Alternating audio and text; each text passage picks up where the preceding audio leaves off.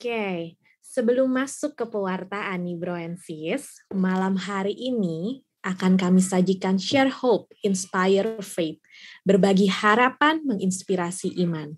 Telah hadir di antara kita seorang sharer yang akan memberikan sharingnya. Seorang ibu dari 3 orang anak, berprofesi sebagai dokter gigi, dan aktif dalam pelayanan. Luar biasa ya. Mari kita lihat profil singkat dari Sis Grace Prasetyo.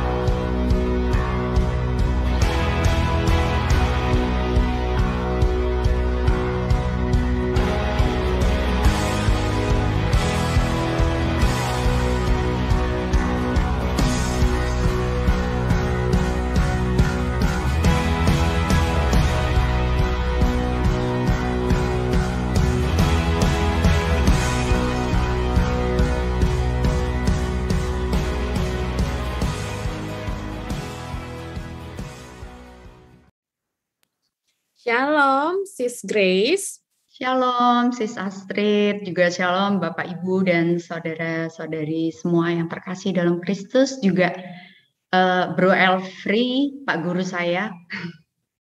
Shalom. Shalom. Ya, Grace.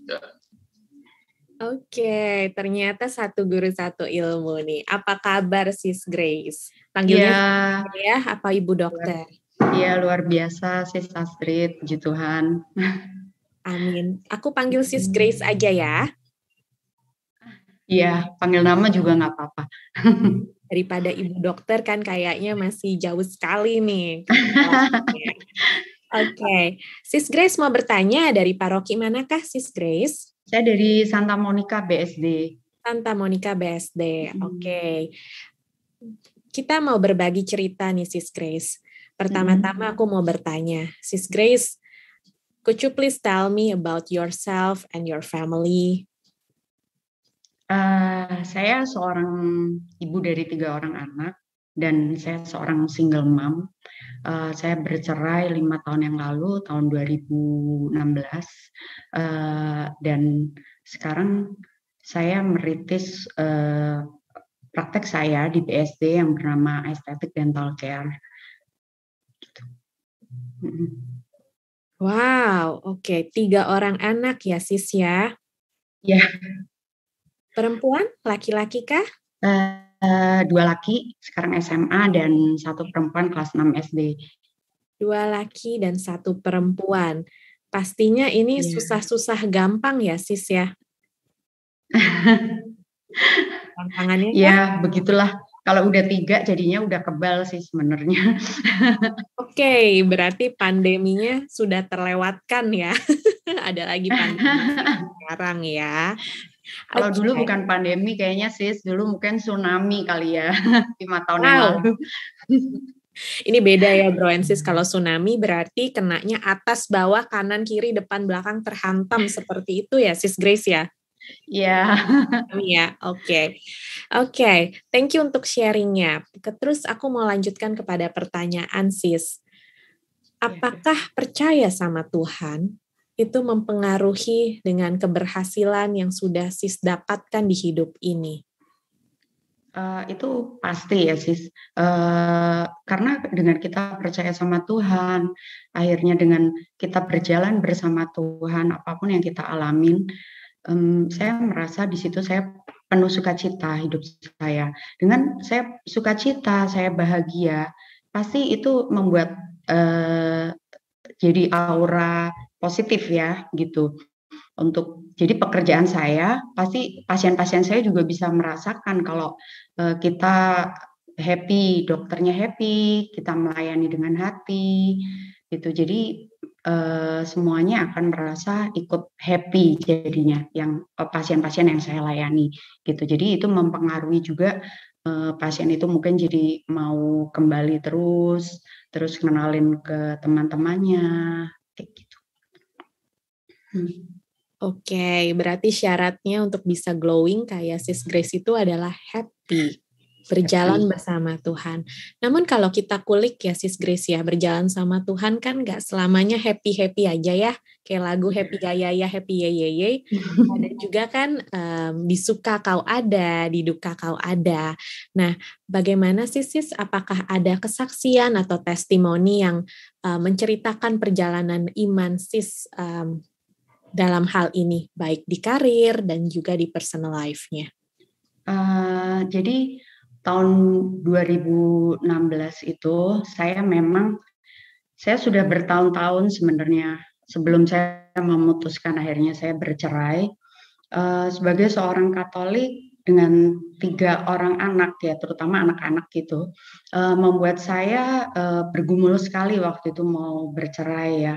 Dan saya juga ingat kayak saya udah bersumpah di depan altar, kok kayaknya saya melanggar sumpah saya gitu, dan gimana anak-anak saya masih yang kecil waktu itu masih SD kelas 1 gitu. Terus waktu saya mempersiapkan waktu itu karena udah nggak kuat dan akhirnya saya mau menggugat cerai, di pertengahan tahun 2016 saya divonis terkena breast cancer.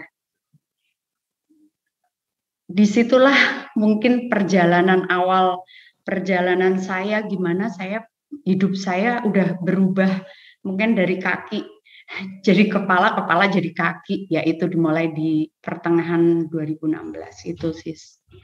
Gitu. Okay. Disitulah akhirnya saya adalah seorang yang mungkin ngotot banget kalau kerja, saya lebih mengandalkan kekuatan diri saya sendiri gitu, dan pada akhirnya waktu saya menjalani kemoterapi, saya nggak punya tenaga. Waktu itu saya juga akhirnya pergi dari rumah tanpa saya berani bawa anak-anak saya, menjalanin kemo. Waktu itu saya tinggal di rumah adik saya ya, jadi tapi kan semua sibuk ya, jadi saya di situ kayak jalanin kemo sendiri, nggak ada anak-anak. Disitulah saya cuman bisa ngomong, Tuhan, aku udah angkat tangan, sekarang waktunya Engkau turun tangan. Karena saya benar-benar nggak punya tenaga waktu itu, mau ngelawan waktu itu mantan suami juga, saya nggak berani mau ambil anak-anak. Jadi rasanya ya saat itu memang berat banget ya Sis. Gitu. Oke, berarti ada penyesuaian atau adjustment ya pastinya ya Sis dari tadi 5 tahun ke belakang ya. Iya. Oke, di situ apakah proses Tuhan mengubah Sis? Tentunya pasti proses adjustment atau penyesuaian ini kan nggak secepat membalikan telapak tangan ya Sis ya. Iya, benar banget. Apakah ada penyesuaian atau kita bilang sesuai temanya ya adalah adjustment yang ada di iman atau faith-nya sih selama pandemi ini, atau bahkan kayaknya tadi sih sudah bilang ya, saya mah udah tsunami 5 tahun lalu, jadi kayaknya pandemi ini levelnya udah oke lah ya. Udah pernah wajib militer sebelumnya. Iya. Kalau secara iman benar-benar itu emang merubahkan saya, yang seperti tadi saya bilang gitu, saya orang yang ngototan, tadinya saya mengandalkan diri saya sendiri gitu, saya merasa oh saya bisa ini, saya bisa itu, dan akhirnya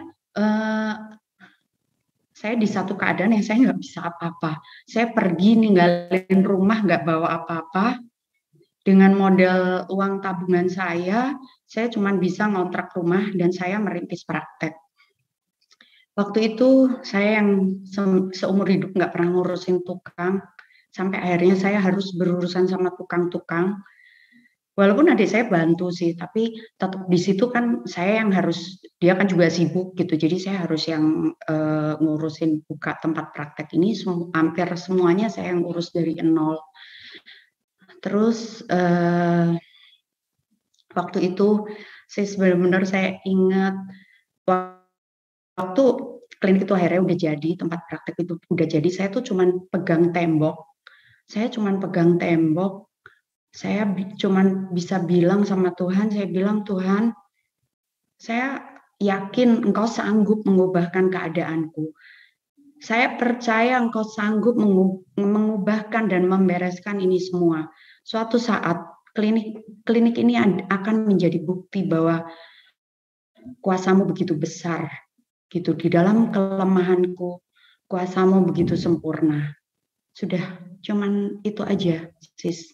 Yang modal saya itu aja, pegang tembok gitu. Dan ya udah, saya serahin aja sama Tuhan. Gitu. Waduh, mantep banget ya. Berarti pegang tembok, yakin bahwa Tuhan akan menyertai sis ya. Ya. Karena kalau kita lihat ya bro and sis, ini sis Grace berarti dari zona nyaman, sangat nyaman, dia kayaknya bungee jumping sampai tidak ada safety net sama sekali ya. Seperti itu. Oke. Ya. Sis, dengar-dengar yang dipegang itu tadi bangunan atau ruangannya itu dengar-dengar ada namanya ya sis ya?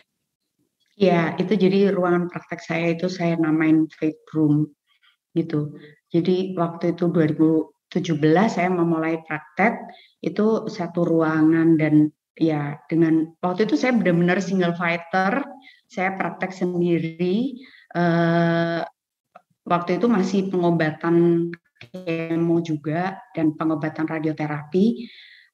Jadi ya udah saya praktek tuh benar-benar saya lakukan, pokoknya intinya saya lakukan yang terbaik aja gitu. Saat itu udah nggak tahu deh gimana, kan tadi udah pasrah sama Tuhan, pokoknya saya yakin Tuhan akan tolong saya gitu. Jadi ya udah, terus akhirnya setelah 4,5 tahun Tuhan Yesus benar-benar menunjukkan kuasanya, yaitu sekarang di klinik saya sudah ada 10 dokter gigi yang berpraktek. Dari yang tadinya sis Grace single fighter satu orang aja ya? Iya, sendiri. Oh, luar biasa. Pada saat itu sis Grace udah ibaratnya melepaskan semuanya, single fighter, dan juga harus berjuang untuk menerima keadaan dan melawan penyakit ya. Did you afraid untuk menjalankan semuanya itu sendiri? Saya nggak takut, karena saya tahu gitu kalau mungkin saat itu saya berjalan di gua yang gelap, ibaratnya saya tuh tahu di situ ada sinar, ada Yesus di sana, ada sinar. Udah, yang saya lakukan adalah jalan step by step gitu. Tapi yang penting adalah saya tahu tuh di situ ada harapan, ada sinar. Ya udah, saya jalan menuju sinar itu, walaupun mungkin pinggir saya jurang, ya karena saya jalan ya step by step itu untuk menuju ke pintu keluar itu. Oke, berarti ada proses penyesuaian untuk di-shape sama Tuhan ya sis ya? Ya. Lancar-lancar sajakah mencari sinar itu kalau boleh tahu? Tentu tidak. Tentu enggak ya sis ya. Pasti jalannya jatuh bangun. Jatuh bangun tuh gimana ya buat saya yang saya even waktu dulu tuh saya nggak bisa nyetir gitu, dan akhirnya mau nggak mau saya belajar nyetir kan karena hidup sendiri gitu. Jadi bener-bener tuh yang hidup saya tuh kayak ya itu udah ya bungee jumping itu kali ya sis ya. Udah dibentuk Tuhan tuh gitu. Cuman aku yakin karena saya berpegang pada ayat Yeremia 29 ayat 11. Di situ Tuhan mengatakan bahwa aku mengetahui semua mengenai kamu dan rancanganku adalah rancangan damai sejahtera, bukan rancangan kecelakaan. Jadi disitulah saya yakin semua ini terjadi, Tuhan izinkan terjadi, bukan karena Tuhan menginginkan merancangkan suatu kecelakaan buat hidup saya. Dan waktu itu, dan sampai sekarang pun saya selalu membaca Mazmur 91. Di ayat yang ke-15 tuh ayat yang selalu saya pegang, itu Tuhan mengatakan bahwa aku akan menyertai engkau, aku akan meluputkanmu dan memuliakanmu. Saat itu saya cuman pegang Alkitab saya dan saya bilang, Tuhan, janjimu adalah ya dan amin. Saya percaya semua janji Tuhan, Tuhan tidak akan mengingkari. Yaitu yang saya pegang. Wow, keren banget. Amin. Berarti pegang tangan Tuhan ya Bro and Sis, jangan pegang yang lain dulu ya pertama-tama. Oke, ketika Sis bilang menghajar dan menghajar itu sama kayak Ibrani 12 ayat 6 ya Sis ya.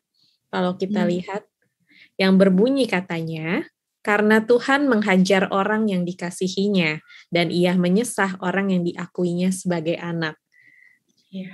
Berarti kita merasakan sama-sama anak, jadi maksudnya Tuhan masih peduli daripada nanti Tuhan tidak peduli ya. Iya, betul. Oke. Bro and Sis, kita melihat Sis Grace di sini cantik sekali, glowing banget auranya. Tentunya ada support system yang mendukung. Tapi bolehkah nih Sis ditampilkan mungkin waktu sakit ini Sis Grace seperti apa sih? Kayaknya hampir terlupa ya. Di multimedia apakah bisa dibantu? Nah Sis nih, diceritakan nih.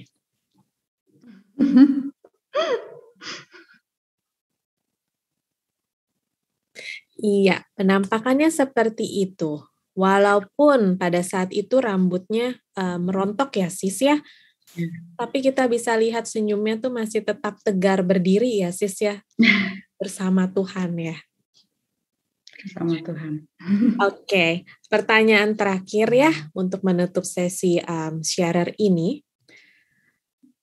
Boleh nggak Sis memberikan magic words atau benang platinum Sis tentang Tuhan dan penyertaannya di hidup Sis ini? Tuhan tuh luar biasa dan satu-satunya yang bisa kita andalkan. Karena kita nggak akan bisa mengandalkan sesuatu atau seseorang karena itu hidup sesuatu itu yang nggak kekal, kita tidak bisa andalkan. Jadi saya mau cerita sedikit ya. Selama ini saya cuma bisa mengadu sama papi saya gitu. Karena mami saya sudah terkena Alzheimer sejak 20 tahun yang lalu dan udah nggak bisa kenal saya. Jadi waktu saya sudah bercerai, saya apa-apa semua saya mengadu ke papi. Walaupun saya dekat dengan sibling saya, tapi kayaknya kalau mantepnya sama papi gitu. Jadi waktu itu papi saya meninggal bulan April kemarin, saya ngerasa kayak, aduh Tuhan, satu-satunya pelindung saya tuh kok diambil gitu. Terus saya masih nggak terima, kayaknya papi saya nggak sakit yang sampai parah gimana kan, tapi kok kayak Tuhan cepat banget ambilnya gitu. Dan akhirnya di perenungan saya kayak Tuhan tuh menaruh di hati saya bahwa andalkanlah memang sesuatu yang kekal, karena manusia itu nggak kekal. Jadi cuman Yesus Tuhan yang bisa, satu-satunya yang bisa kita andalkan. Dan hanya nama Yesus yang beri kita kepastian gitu. Thank you Sis Grace. Berarti kalau dirangkum jadi cuman Tuhan yang PHP ya, bukan palsu. Sis pemberi harapan pasti ya. Betul. Oke. Thank you so much Sis. Thank you. Akan lanjutkan lagi